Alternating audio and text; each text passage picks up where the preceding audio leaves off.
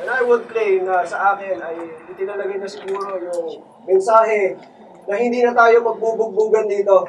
Ibig sabihin, hindi ko na kayo pagagalitan.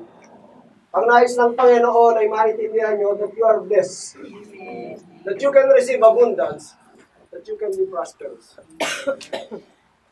May slide ako, kapatid. Yeah. Yung mensahe po natin ngayon ay pinamagatan ko na commit and receive abundance. Amen. Magsesentro po tayo sa ating mensahe sa chapter 6 ng Deuteronomy. Chapter 6 verses 17 to 19. Pero bago po yun, syempre, pag ikay magme-mensahe, titingnan mo yung storya kung paano nagpunta doon sa chapter 6. No? Binalikan ko siya, no?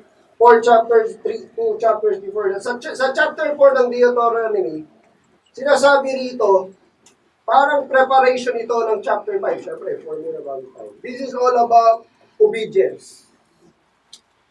Doon sa chapter 5 naman, sinasabi rito na kung ano yung commandment ng Panginoon, hindi mo pwedeng dagdagan o bawasan. Amen? Ito ay nagpapatungkol din at nag-focus na there is only one God. So, we believers should not commit idolatry. It says that the Lord is God. Sa chapter 5, pumasok yung 10 Commandments. Amen? Malino yun, yung buong chapter 5. And pagpunta mo sa chapter 6, dyan, it is specifically commanded the Israelites to love the Lord, your God. May mga tanong po ako na makaka-relate kayo. Sige, kapatid. Una, sabi doon, can we commit without loving? Pwede ba yun? Diba dapat pag mahal mo, mag-commit ka. O mahirap mag-commit kung hindi mo mahal. I'm not talking here of relationship with somebody else. Sa misis ko, syempre, I love my wife, I'm committed to her all my life. Sa magulang nyo, ganun din kayo. Mahal yung magulang nyo, so you're committed to follow and honor your parents. Amen? Amen. So, can you commit without loving? Of course, no. Second question, can you love without commitment? Hindi love yun kung walang commitment. We're all grown up here. Maybe that's another way. It's for letter L, but it starts with letter L, but ends with T. It doesn't start with L and ends with T. Nag-guess nyo naman? Amen? Pangatlong tanong, can you say, I am committed but not in love? Pwede mo bang sabihin doon sa kaharap mo, nililigawan mo, handa akong pakasalan ka. Pero at the back of your mind, joke lang. Hindi mo pwede. Amen? Kailangan talagang committed ka. Hindi ka pwedeng mag-commit sa isang tao o sa anumang bagay na hindi mahalaga sa'yo. Amen? And lastly, can you say, I am in love but not committed? Parang pinaikot-ikot lang po, ano? Pero actually, napaka-importante nitong mga tanong na ito. Now, basahin natin yung key verses natin. Deuteronomy chapter 6, verses 17 to 19. Paki-flash po muna sa NIV, kung pwede sa English, no? Sabi doon, be sure to keep the commands of the Lord your God and the stipulations and decrees He has given you. So verse 18, do what is right and good in the Lord's sight, so that it may go well with you, and you may go in and take over the good land that the Lord promised on oath to your forefathers. Balikan ko lang, ha? Balik mo lang, kapatid. I want to stress this out because this is where abundance come in.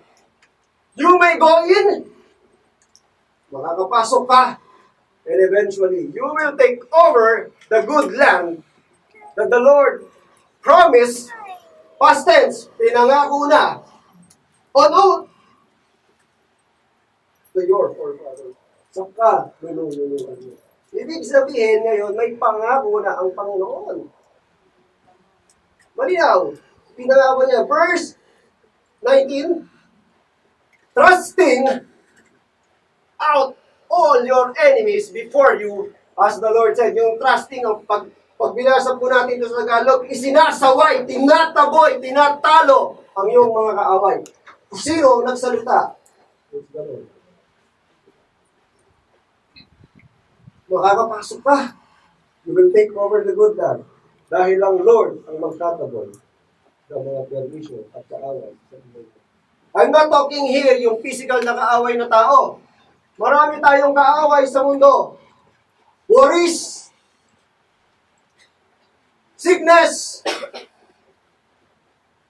anxiety, hatred, unforgiveness, and many other things. Kung tayo mag-dwell doon, we will dwell on the good things. Now, let's go on the main topic. Sabi sa point number 1, sa verse 17, commit means obedience.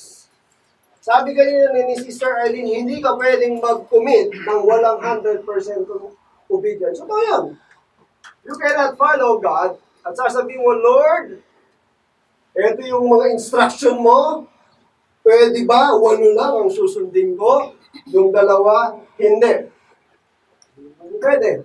Kasi, hindi po pwede yung partial disobedience. Yan po ang nangyari kay King Saul, kung babalikan niyo sa 1 Samuel yung chapter 15. Okay? Pero meron din ako gustong i-point out that obedience is better than sacrifice. Hindi ka po pwede na sasabihin mo, sa aking kakulangan, nagtatights naman ako eh.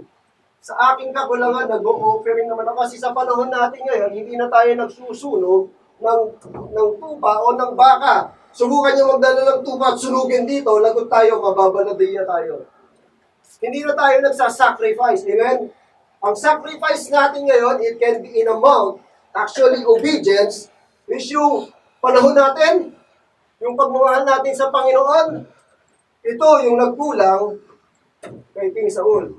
Kaya nung tinanong siya ni Samuel, nung nangyari, nabalikan natin mamaya, sumagot pa siya, no? Ang ganda na sagot niya. But Samuel replied, does the Lord delight in burnt offerings and sacrifices as much in obeying the voice of the Lord? To obey is better than sacrifice, and to heed is better than the fat of rams. Bakit niya sinabi ito? Kasi inutusan ng Panginoon si King Saul through the message of Samuel na patayin niya lahat, ubusin niya ang Amalekites. Amalekites, sama po ba? Amalekites, no? Sabi, Amalekites, no? Na ano tayo dyan eh. Yun ang sabi sa kanya, walang ititira. Walang ititira. Spare no one. All living inhabitants, matanda, bata, hayop, maganda, pangit, lahat uubusin. Lahat. Pag sinabing lahat, lahat. Pero anong ginawa ni King Saul? Nagkaroon ng peer pressure. Lagyan natin ng kwento, sabi no, King Saul, ang gaganda ng mga tupa sa kabaka, tira natin. Anyway, pwede natin i-offer yan. Matutuwa ang Panginoon. Tapos may tumira pang isa, huwag mo patayin yung hari. Sino yung hari? Si Agag, di ba? Binuhay niya. Anong ginawa niya? Iniisip niya, napakagandang tingnan yung hari, nagsisilbi sa akin, gagawin kong slave. Anong nangyari doon? Partial disobedience. Actually, partial disobedience means disobedience. Hindi siya sumunod. Nagkaroon pa siya ng mga self-vested interest. Ang gandang tingnan nito. Perfect. Di ba? Pero hindi niya alam, kinausap na ng Panginoon si Samuel. At bago pa siya dumating, makabalik sa kampo, alam na kung ano yung ginawa niya. At very obvious naman, paglalakad na, ang sabi, ubusin eh, bakit may dala kayong kambing? Bakit may dala kayong tupa? So, hindi po pwede na pag tayo ay nag-commit, may kulang yung ating obedience. Kailangan 100%. Dapat walang matitira, no? Ibig sabihin, ubusin. Ibigay mo lahat. Hindi po pwedeng umetira. Kapatid, it cannot also be partial or selective obedience. Pero ang tinatawag din na selective obedience, pipiliin mo lang kung ano yung gusto mong sundin. Halimbawa, ang daming instruction sa iyo ng nanay mo. Anak, habang wala ako, magbugas ka ng plato, inisin mo ang bahay, ito mo ang pinaghigaan mo, ayusin mo ito. Siyempre, masarap tumambay. Pag wala si nanay, mga bata tayo, di ba? Matulog ka ng tanghali. Hindi ka natulog ng tanghali, nagpigo ka maghapon. Pagdating ng nanay mo, ang ginawa mo lang, niligpit ang hinigaan. Yun lang ang nagawa mo. You cannot have a selective obedience. Meron din tinatawag na delayed obedience. Susunod ka, pero mamaya na, Lord. Mamaya na habit. Nangingiti kayo kasi minsan ganyan tayo, no? Lord, hindi pa ako handa eh. Hindi muna. May ginagawa pa ako. Ang sabi sa James chapter 4, verse 17, if anyone then knows the good they ought to do and doesn't do it, it is sin from them. So yung palang pagtatambay-tambay, yung tinatawag na procrastination, yung nagpo-procrastinate ka, ibig sabihin, pakaangka-angka sa salitang military. Sa opisina, paano ka? Ang tawag doon? Malingering, petiks-petiks ka lang.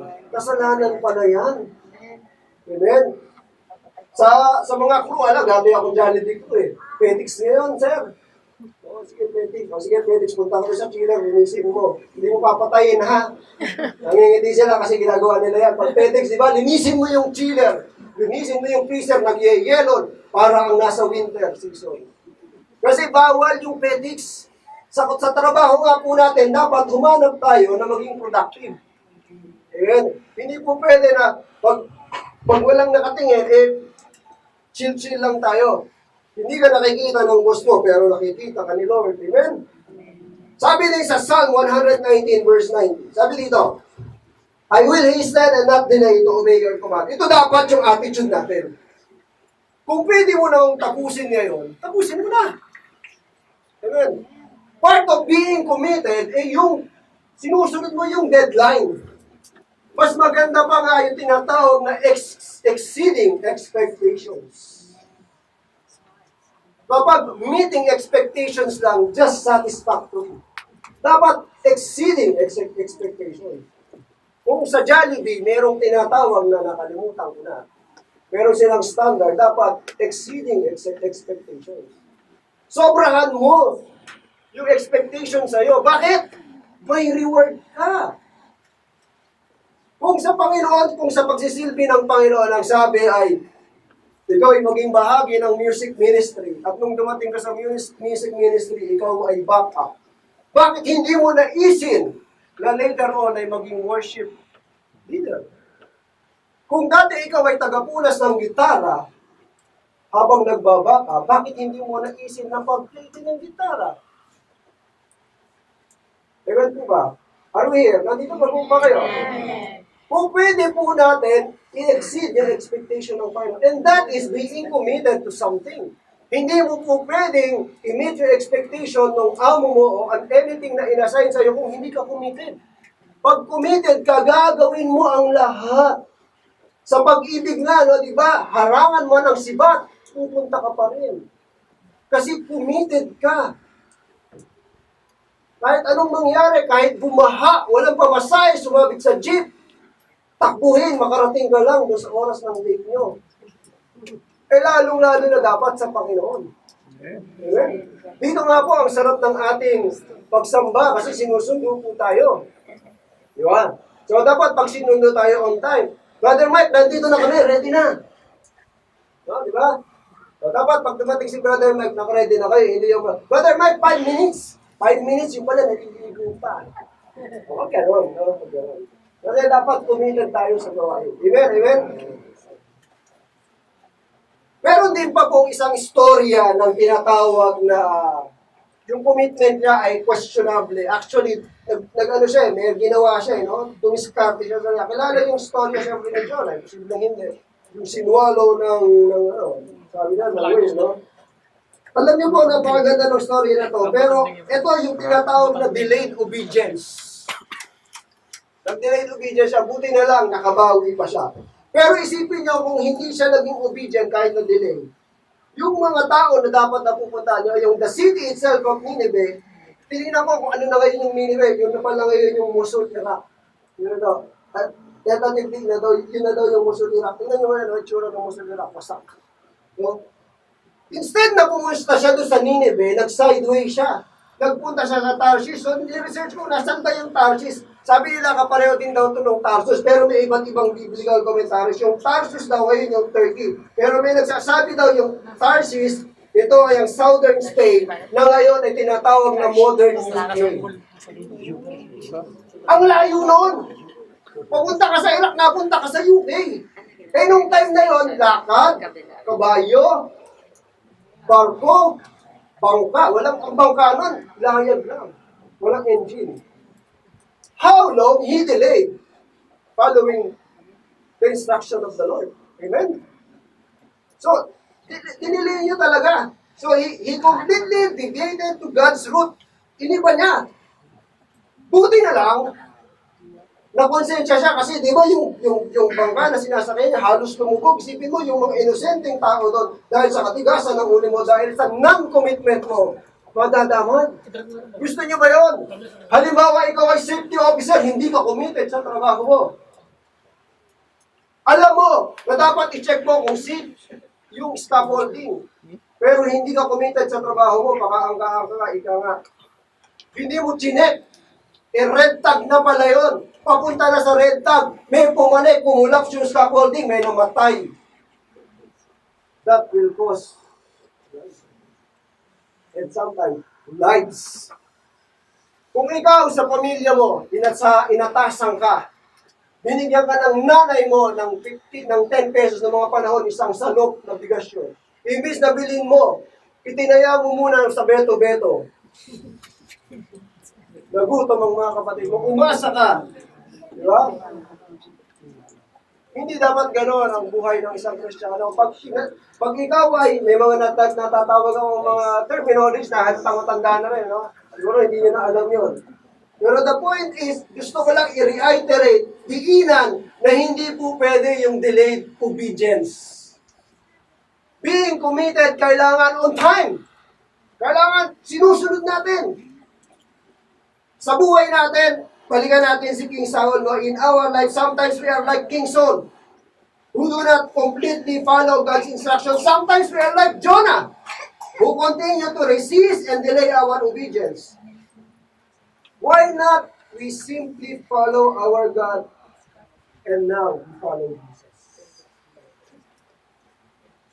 Sabi po sa Acts chapter 20, verse 24. Tingnan natin sa Acts 20, chapter 24. Wala po dyan sa slide na yan. Tingnan natin sa Acts 20, verse 24. Sabi dito, however, sige po, Acts 20, verse 24. However, I consider my life worth nothing to me, if only I may finish the race and complete the task the Lord Jesus has given me, the task of testifying to the gospel of God's grace. Minsan, tayo mismo minamaliit natin kung ano yung worth natin. I consider my life worth nothing to me. Sa'yo, hindi mahalaga ang buhay mo. But with God, you are precious. Sa'yo ngayon, akala mo, ang trabaho mo sa kumpanya, kung sa service crew ka, ikaw ay cashier. Isipin nyo kung walang cashier. Pag pumasok yung customer, burger po, ito burger oh! Pamato mo na lang. Importante ang trabaho mo. In whatever you do, dapat pinahaalagaan mo. Sabi ko nga yung tiboy sa kumpanya, amen? Napaka-importante. Kung walang tiboy, inaantok ka, walang kape. Minsan yung tiboy nagiging messenger, di ba? Yung tiboy nagiging runner. Minsan yung tiboy tagahati ng cake ng birthday. Importante yung trabaho niya. Ganon din tayo. Bilang Kristiyano, we should give ourselves the work that God is giving. Pahalagahan mo yung sarili mo. And you should finish the race. Complete the task. May binibilin sa iyo ang Panginoon eh. Ayaw mong makinig. Tigas-tigas ka ng ulo. Tapos, pag nagkakaroon ng problema, lalapit ka. Sabi mo, Lord, bakit ganito? Hindi mo pinahalagaan yung oras ng iba. Amen? Alam mo ba that your time, sabi nga nila, time is gold. Hindi lang gold. Actually, it's diamond. They are precious. Sobra ka-importante ang oras mo. Ngayon, kung hindi mo pa alam yan, it's time Kapahalagahan mo yung oras mo at ang oras ng iba. We should be committed. Focus. Hindi pwedeng delayed obedience. Hindi pwedeng partial obedience. Hindi pwedeng babawi na lang ako mamaya, Lord. Dito muna ako, enjoy muna ako. Hindi po pwede. Anyway, next week naman, mensahero ako eh. Isipin mo, pastor pa pala, gano'n, nag-happy-happy muna. Wala po yan sa GSRT. O kaya naman, music ministry, wala yan sa GSRT. Pag hindi tatayo, relax lang, chill lang. Dapat hindi gano'n. Kahit hindi ka tatayo, in tune ka sa Panginoon. Amen? Committed ka sa Panginoon. Alam niyo po ba yung mga mensahero? I think it applies to everyone. 1 month alam na namin yan eh. Habang dumarating yung araw para kang ginigisa. No, hindi mo alam kung ano yung ipagkakatiwala sa iyo ng Panginoon na mensahe. Ganon dapat natin i-treat yung responsibility na binibigay sa atin ng Panginoon. In fact, I think all the people who are being given the opportunity to share the gospel should understand that your job, your responsibility, the authority that being given to you is so much. Dapat lagi tayong na-challenge, dapat binibigyan natin. Maybe because of this word, people's lives will be changed. Maybe because of this message, somebody who wants to commit suicide will not commit suicide. Maybe someone who is devastated will be given comfort and joy. Huwag mong sayangin yung opportunity na binibigay sa'yo. Don't delay it. You should commit and be obedient. Amen? Pangalawa po. Sabi po, pangalawang ating points. Commit. And the Lord, commit. Do what is right and good to God's sight. Yan po sa verse 18. Okay? Meron po magiging example, pero wag po tayong mag-dwell doon sa negative. Siguro hindi nyo siya kilala, si Wyden King. O, kilala nyo kung si Wyden King. Pilipino po yan. Filipino-Chinese businessman. Anak po siya ni Andrew King. Ngayon, may sasabihin ako, malamang kilala nyo na. Anito. O, yung mga matatanda na, huwag tayo mag-dwell doon. Yung Anito po dati, noong mga panahon na yun, itong si Wyden King, pinagkatiwala sa kanya ng kanyang ama, yung business ng area na ito. Yung mga tinatawag na motel. Okay. Meron siyang 14 branches. Every day, kumikita yun ng 2 million. But God is so good. Itong tao na to, siya ay talagang namumuhay ng sobra. Last pool talaga, nagkahiwalay pa nga siya ng asawa. But God is so good, hinanap niya yung sarili niya. By the year 1992, tumanggap siya sa Panginoon. And he started to think how he can contribute in the kingdom. Alam niyo po, nakaka-amaze yung story niya. Pinasa ko po, hindi para alamin kung ano yun. Pag sabi doon, sa tuwing may isasara siyang hotel, nilalagyan niya ng banner. Totoo po, Anito Hotel closed for the glory of God. Ikaw na businessman, kung ikaw pagkakatiwala, kumikita ng 2 million every day, yung 14 branches mo, one by one, isasaro mo. Sira ulo ka ba? No! You are just simply committed to do what is right and good to God's sight. Yun yung pinanghawakan ni Wyden King. Anong mga ginawa niya? First, he reconciled to his wife. Tapos, nung siya'y batang Kristiyano, alam niyo, pag Kristiyano ka, mainit na mainit ka, he will leave the room, yung mga meeting nila, magkukumit siya ng oras niya sa Panginoon. Parang yun ba yung nagbi-business strategy siya. Lalabas siya sa room, alam niya na kung ano yung gagawin niya. So, the Lord gave him a burden of kingdom building in his office. Alam niyo po ngayon, yung dating Anito ngayon, mga kabayan, naging kabayan niya, naging family hotel na siya. Instead dati na, alam niyo na, naging family hotel. Tapos, diversify niya yung business. Hindi lang basta hotel. Meron na siyang real estate. Meron siyang non-profit schools. Meron siyang wet market. At kung ano-anong business, dinivert niya. Hindi naging madali para sa kanya. May mga nawala siyang empleyado. Pero siyempre, yung mga empleyado na sumama sa kanya hanggang ngayon, I think now he is 62 or 64 years old. And he is still very active in the ministry. Sa bawat hotel na papasukan mo, makikita mo sa lobby may prayer request box. Kasi sabi niya, He brought the church into the office, the Word of God, prayer and worship became integral part of their corporate life. Pwede naman pala. Because this is his commitment, the Lord, oh Lord, his commitment. Unti-unti, nag-pick up ang sales. Unti-unti, nakabawi sila. They explore another business venture. They invested in low-cost housing, public market, hotel, other ventures gradually phasing out the hotel operation. Hanggang nawala na yun. Ngayon, nakalimutan na yun. Yung kapatid niyang isa, yung isa naman, yung nakaganon. Sabihin, kasi nga, yung business nila dati gano'n, nag-iba po yun. Because of God's instruction to them to do what is right and what is good to the sight of God. Amen? Paano natin ito pang i-analyze? Sabi doon, honoring our commitment is our way of serving God so that we can become more determined in pushing. Pushing for what? Pushing for excellence. Pushing what is God. What is godly? I mean, what is righteous? Pwede mong gawin. Pwede.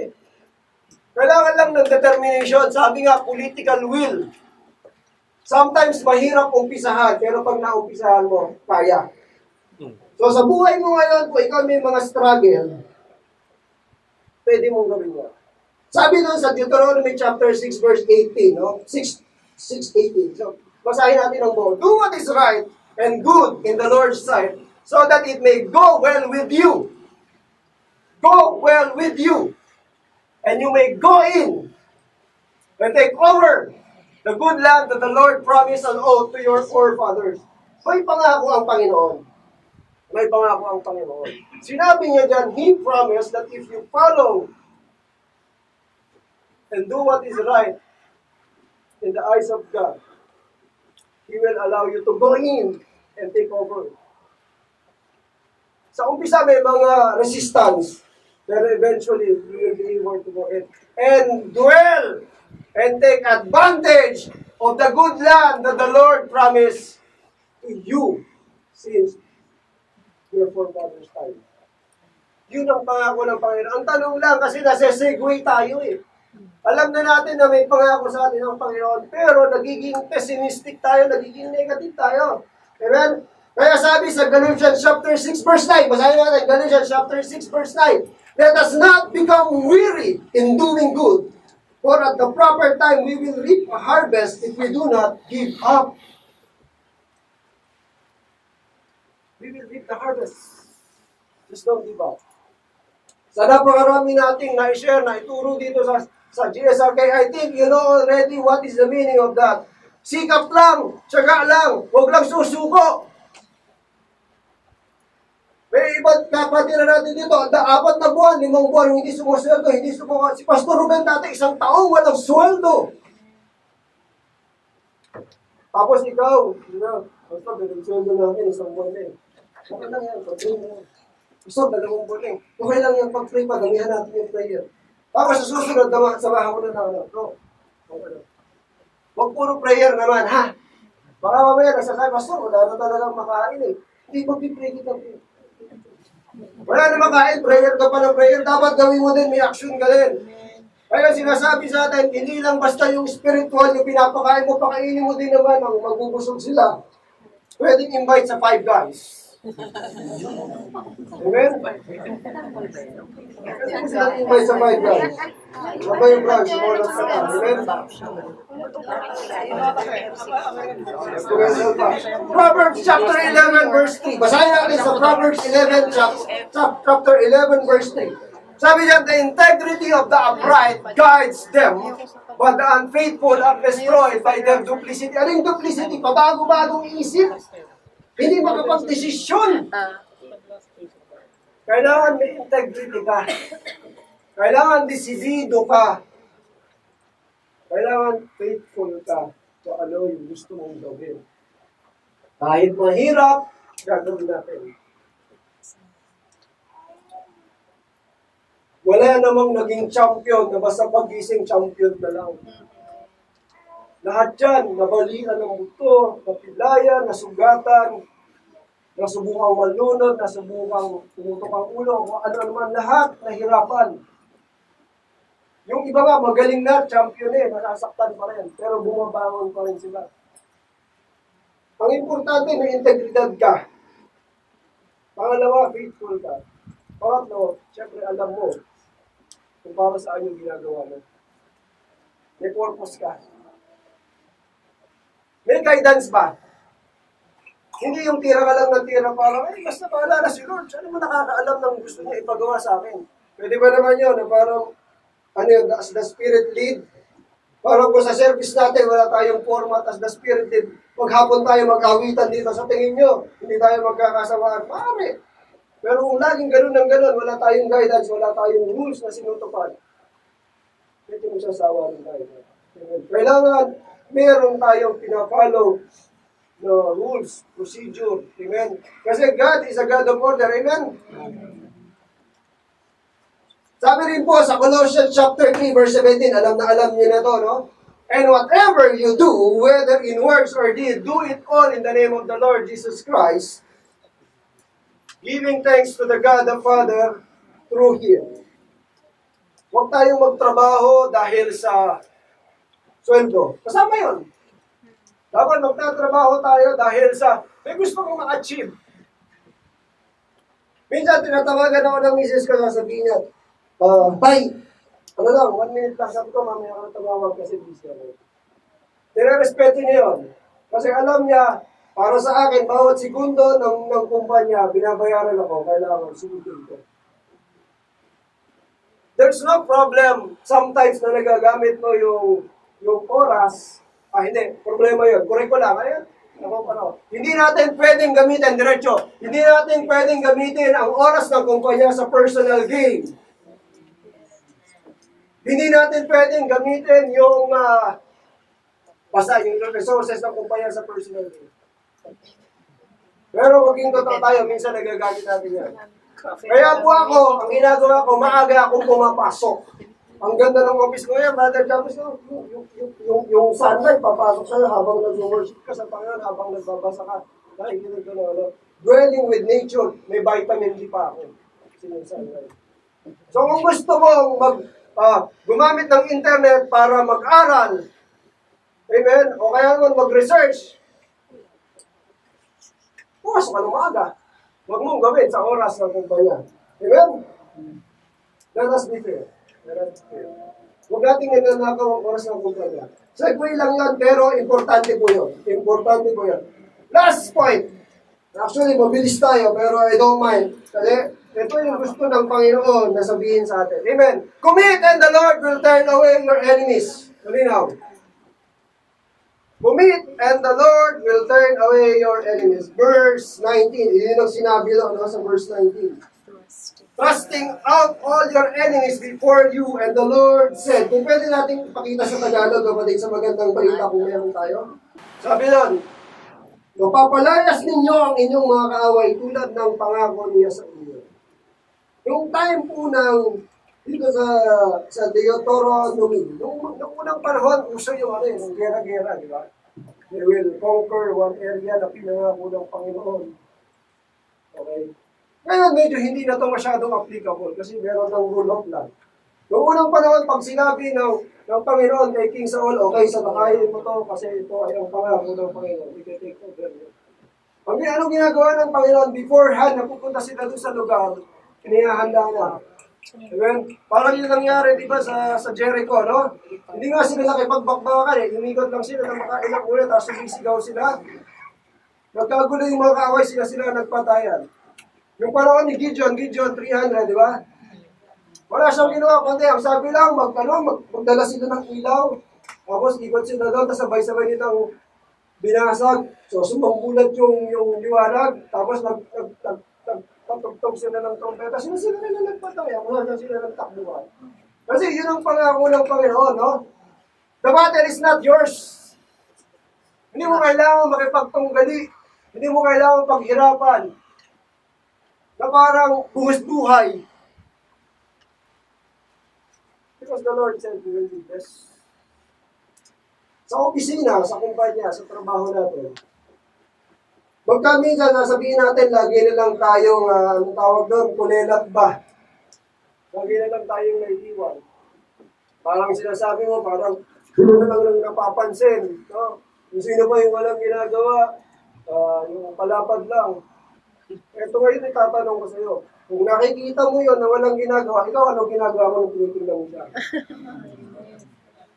Ibig sabihin, isa ka rin sa walang ginagawa na kundi ang tinitingnan yung mali ng iba.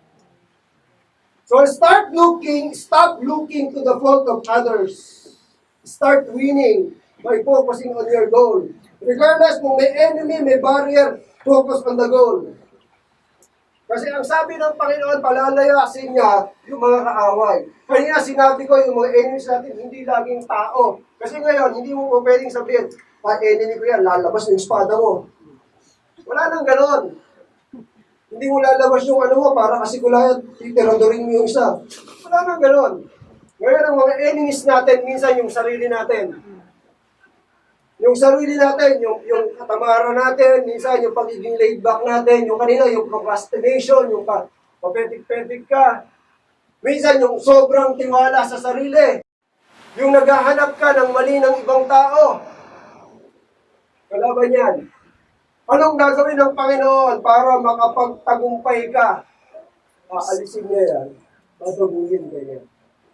Sa gusto niya, para ma-achieve mo yung goal. Kasi binabasa natin dito, the Lord will turn away your enemies. Sino kaaway mo? Ang biyanan mo. Ibig sabihin, palalayasin yung biyanan mo. Hindi. Ang gagawin ng Panginoon, aayusin ng Panginoon yung relasyon mo sa biyanan mo. Amen? Hindi mo kasundo yung manager mo. Huwag mong ipag-pray na matanggal siya kasi meron din siyang pamilya. Aayusin ng Lord yung puso niya. Ngayon, kung talagang will ng Panginoon na malipat siya sa ibang kumpanya, makahanap ng mas magandang opportunity. Kaya mo, mabibless siya. Ikaw, mabibless din. Kasi pag umalis siya, ikaw ang papalit. Amen.